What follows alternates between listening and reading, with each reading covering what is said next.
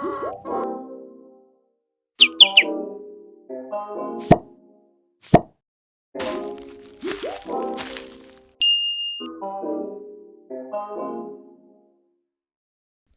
पहिला सुरुमा कुरा गर्दाखेरि चाहिँ अहिले चाहिँ इन्ट्रोको कुरा गरौँ हैन। अब इन्ट्रोको कुरा गर्दाखेरि चाहिँ पहिला सुरुमा हिस्ट्रीमा जाउँ। अब लजिकको चाहिँ इम्पोर्टेन्स कसरी आएको हो भने अब 1800 तिर चाहिँ के भयो भने म्याथमेटिक्स चाहिँ राम्रै तरिकाले चाहिँ अब डेभलप भइसकेको थियो हैन। विभिन्न किसिमको भनौँ न थियोरमहरू आउने हैन, त्यसलाई चाहिँ प्रुभ गर्ने त्यस्तो गर्थे म्याथमेटिसियनहरूले।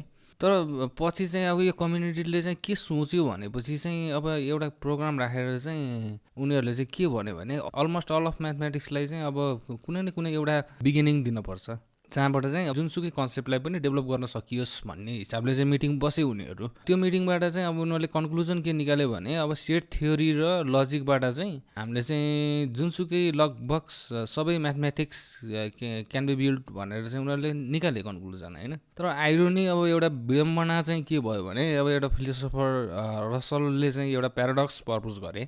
त्यो प्याराडक्सले के भन्छ भने even defining the word set is going to cause some logical problems. यहाँ चाहिँ के भइदियो भने अब सेट थ्योरीबाट र लजिकबाट चाहिँ अब पुरै म्याथमेटिक्सलाई डेभलप गर्न सकिन्छ भन्ने जुन म्याथमेटिसियनहरूले एक्सपेक्ट गरेको थिए, त्यसमा चाहिँ अब रसलले चाहिँ के देखायो भने इभन सेट भनेर चाहिँ जुन डिफाइन गरिन्छ नि त्यसमा नै लजिकल प्रब्लम छ भनेर चाहिँ उनले प्रपोज गरे। एउटा एक्जाम्पल पनि राखे हैन। अब consider a set of all elements that are not elements of themselves। यो चाहिँ एउटा डेफिनेसन हो कन्सिडर अ सेट है। अब म्याथमेटिक्समा जहाँ पनि अब जे कुरा पनि स्टार्टिङ गर्न त पर्यो, स्टार्ट त अब हामीले कन्सिडरबाटै सुरु गरिन्छ धेरै जस्तो कुरामा हैन। एउटा सेट कन्सिडर गरौँ। अब यो सिम्बोलिकल्ली यो कुरालाई भन्दाखेरि चाहिँ set that is not element of X itself भनेर चाहिँ अब म्याथमेटिकल्ली चाहिँ यसरी लेखिन्छ हैन। अब यसको भन्नु भनेको चाहिँ एउटा सेट सपोज सेट ए कन्सिडर गरियो हैन। सेट ए को इलिमेन्टहरू चाहिँ के हुन् भने सेटहरू नै हुन्। यो सेटहरू चाहिँ आफैमा चाहिँ बिलोङ गर्दैनन् भनेर चाहिँ एउटा सेट चाहिँ हामीले के गरियो कन्सिडर गरियो।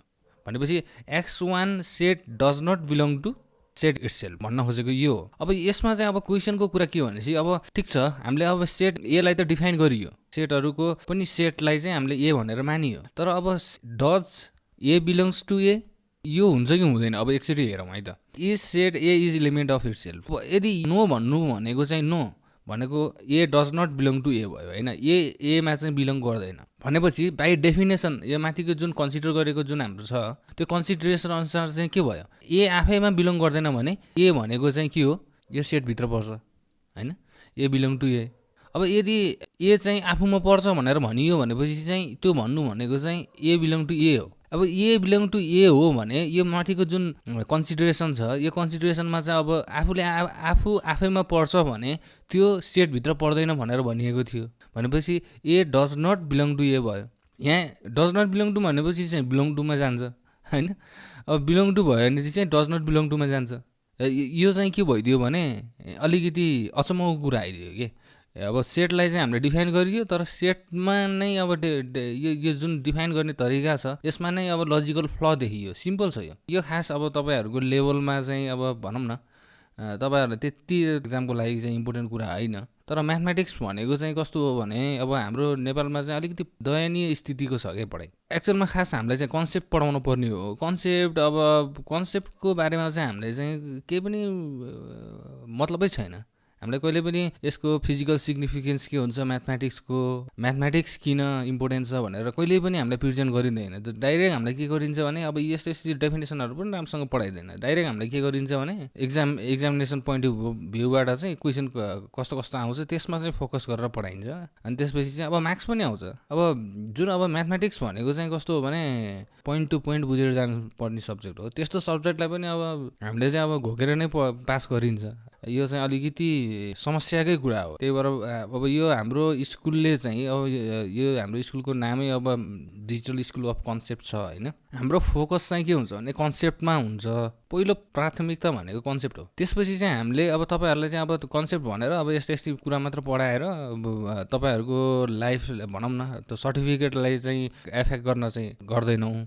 अब एक्जामिनेसन पोइन्ट अफ भ्यूबाट एक्जामलाई क्र्याक गर्नको लागि केही ठुलो कुरा छैन कि एक्जाममा चाहिँ अब सबै कुरा बुझिसक्यो भने एक्जाममा कस्तो कस्तो क्वेसन आउँछ के आउँछ भन्ने कुरा त्यतिकै थाहा हुन्छ।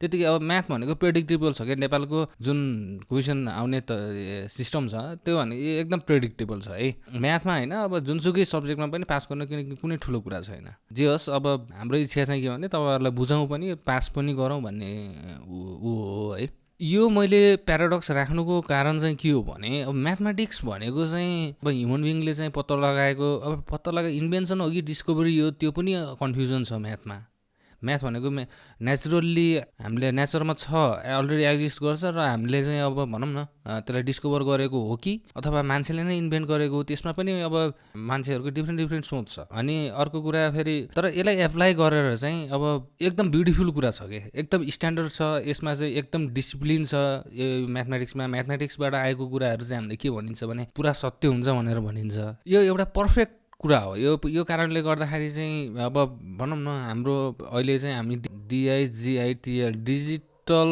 एजमा छौँ हामी अब पहिलाको जमानामा के हुन्थ्यो भने एउटा गाउँमा चाहिँ अब एउटा या दुईवटा मात्र पढेको मान्छे हुन्थ्यो अरे कि अब कसैको आफ्नो छोराको अथवा कसैको चिठी अब बाहिर विदेशबाट आयो भने त्यो मान्छेलाई खोजेर गएर यो चिठी पढ्दैन भन्नुपर्ने स्थिति थियो अनि त्यसपछि चाहिँ अब पछि चाहिँ के भयो भनेपछि अब 2-4जना मान्छेहरूले पढ्न अलिकति बढी मान्छेहरूले पढ्न सुरु गरे त्यसपछि स्कुल इस्टाब्लिस भयो अनि यसमा पनि के फ्ल छ भने अब टिचरले जे भन्यो त्यही मान्नु पर्थ्यो कि टिचरले राइट हो भने राइट रङ हो भने रङ तर अहिलेको सिचुएसनमा के छ भने अब टिचरले राइट हो भन्दैमा हामीले पताउनु पर्छ भन्ने छैन नि यदि हामीलाई चाहिँ कुनै कुराहरू चाहिँ अब गलत छ जस्तो लाग्यो भने चाहिँ टक्क आफ्नो कम्प्युटर खोलेर इन्टरनेटमा सर्च गर्यो भनेपछि चाहिँ एक्सपर्टहरूको चाहिँ अब कुराहरू हेर्न सकिन्छ एक किसिमले त अब पढाउनै भनेर त हामी खास स्कुल जानु पर्दैन अब सिस्टमले नै अब तैँले पढ्नुपर्छ स्कुल जानुपर्छ सर्टिफिकेट तैँले लिनुपर्छ बल्ल तैँले पढेको भ्यालु हुन्छ भनेर चाहिँ अब सिस्टमले त्यस्तो भनेको कारणले गर्दाखेरि हामी रेगुलर स्कुल जानुपर्ने हो तर आफूलाई एक किसिमले पढाउने हो भनेपछि त स्कुल जानुपर्ने कुनै आवश्यकै छैन हामी त अब पुरा बिहान उठ्यो आफ्नो घरमा चाहिँ अब कम्प्युटर खोलेर चाहिँ पढ्न बस्यो भने हरेक जुनसुकै जस्तोसुकै टपिकहरू अथवा जस्तोसुकै कोर्सहरू पनि लिन सकिन्छ अब यो डिजिटल सिस्टम नै अब एक किसिमले चाहिँ अब लजिकबाट यो जुन लजिक छ म्याथमेटिक्सको यो लजिककै एउटा देन हो कि एउटा प्र्याक्टिकल युसेज हो अनि अर्को कुरा अब जुनसुकै अरू सब्जेक्टहरू भनौँ न अब साइन्सको अब फिजिक्स भनौँ केमिस्ट्री भनौँ बायोलोजी भनौँ होइन अनि त्यसपछि अब आर्ट्सकै पनि भनौँ अब कमर्सकै पनि भनौँ सबैमा हरेक कुरामा म्याथमेटिक्स छ म्याथमेटिक्स बिना केही कुरा पनि डेभलप भएको छैन अब आर्ट्समा पनि अब आर्ट्स पढेको मान्छेहरूले चाहिँ धेरै जस्तो म्याथमेटिक्स चाहिँ देख्दैनन् तर अब उनीहरूले जति पनि पढ्छन् नि अब त्यो पढ्ने भनेको चाहिँ अब सोसल साइन्टिस्टहरू अथवा पोलिटिकल साइन्टिस्टहरूले लेखेको कुरा पढ्ने हो तिनीहरूले चाहिँ अब जुन आफ्नो स्टेटमेन्टहरू अथवा आफ्नो तर्कहरू दिन्छ नि त्यो भनेको चाहिँ उनीहरूले चाहिँ धेरै डाटाहरू चाहिँ अब खेलाएर रिसर्च गरेर चाहिँ निकालेको स्टेटमेन्टहरू हो अब त्यो डाटाहरू खेलाउँदाखेरि त म्याथमेटिक्सै युज हुन्छ भनेपछि डाइरेक्टली इन्डाइरेक्टली एक्सप्लिसिटली इम्प्लिसिटली चाहिँ म्याथमेटिक्स नै हो सबै कुरा है हाम्रो यो अहिलेको जुन एज छ यो एज भनेको चाहिँ अब पुरै म्याथमेटिक्समै डिपेन्डेन्ट छ त्यही भएर चाहिँ म्याथमेटिक्सलाई चाहिँ अब यदि हामीले राम्रोसँग चाहिँ सिरियस लिएर चाहिँ राम्रो तरिकाले पढियो भने हामी अब म्याथ नै ब्याकग्राउन्डको हुनुपर्छ भन्ने छैन म्याथ अब यदि हामी म्याथमा कम्फर्टेबल छौँ भने जुनसुकै फिल्डमा पनि हामी चाहिँ के भन्छ भने अगाडि बढ्न सकिन्छ भनौँ न एक किसिमले चाहिँ स्मार्ट भइन्छ कुनै एउटा रुममा हुनुहुन्छ होइन 10जना मान्छे छन् 10जना मान्छेमध्ये चाहिँ म्याथमेटिक्समा चाहिँ तपाईँ चाहिँ एकदम कम्फर्टेबल हुन्छ भने तपाईँ चाहिँ स्मार्ट हुनुहुन्छ क्या तिनीहरूको मध्ये चाहिँ अब स्मार्ट भन्नाले अब भनौँ न अब एउटा क्वेसन सोध्नु बित्तिकै फ्याट भन्न सक्ने त्यस्तो टाइपको स्मार्ट होइन अब म्याथमेटिक्सको भनेको एनालाइटिकल क्रिटिकल थिङ्किङ चाहिँ एकदम राम्रो हुन्छ है त्यही भएर म्याथमेटिक्सलाई चाहिँ तपाईँहरूले सिरियस लिनुहोस् अर्को क्लासदेखि चाहिँ हामीले क्लास 11 बेसिक म्याथमेटिक्समा चाहिँ बाइ द बुक के छ त्यो पढ्न सुरु गर्छौँ अब पढ्दै जाँदाखेरि चाहिँ कुनै अब इम्पोर्टेन्ट कन्सेप्चुअल कुरा आयो भनेपछि चाहिँ त्यसमा चाहिँ हामीले टाइम स्पेन्ड गरिन्छ है यही नै हो हाम्रो टार्गेट अहिलेलाई चाहिँ यति नै गरौँ है त अब तपाईँहरूलाई चाहिँ अब भनौँ न अब यो क्लासले चाहिँ अब पुगेन भनेपछि चाहिँ अर्को भिडियोमा गएर चाहिँ अब प्लेलिस्टबाट जानुपर्ने हुन्छ तपाईँहरू प्लेलिस्टबाट जानुभयो भनेपछि चाहिँ अब तपाईँले के गर्नुहुन्छ भने एउटा भिडियोपछि अर्को भिडियो कुन फर्स्ट भिडियो कुन सेकेन्ड भिडियो भन्ने तपाईँहरूलाई चाहिँ सजिलो हुन्छ अनि त्यसपछि त्यही अनुसार चाहिँ अब पढ्न सक्नुहुन्छ अनि नोट पनि तपाईँहरूले चाहिँ सिम्पली अब त्यो हल्का रफ नोट लिँदाखेरि केही फरक पर्दैन, नोट लिएको राम्रो रफ होइन। तर पर्फेक्ट नोट बनाएर राख्छु भन्नु चाहिँ पर्दैन है। सबै पिडिएफ पाउनुहुन्छ तपाईँहरूले, त्यही पिडिएफ चाहिँ राख्नुहोस् कतै, अब आफ्नो लाइब्रेरी बनाएर राख्नुहोस् न, डिजिटल लाइब्रेरी। भोलि बिहान चाहिँ अब कुनै समयमा अब पल्टाएर हेर्नु पऱ्यो भनेपछि चाहिँ अब पिडिएफ छ, पिडिएफ हेरे भइहाल्यो। अहिलेलाई चाहिँ यति नै गरौँ है त।